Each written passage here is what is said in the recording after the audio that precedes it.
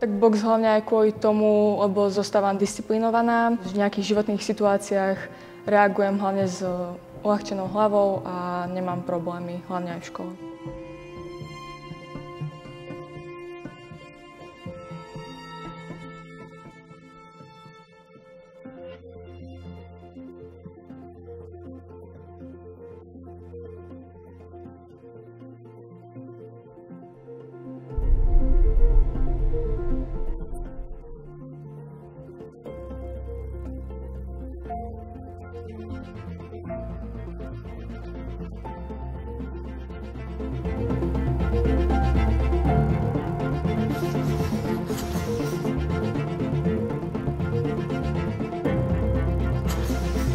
Na tomto športe ma najviac bavia sparingy, pretože to není také, že nácvik, ale tak, že taký akéby jak zápas v telocvični. V pohode tu je. Jediné, čo by som pridal, je možno tak nič.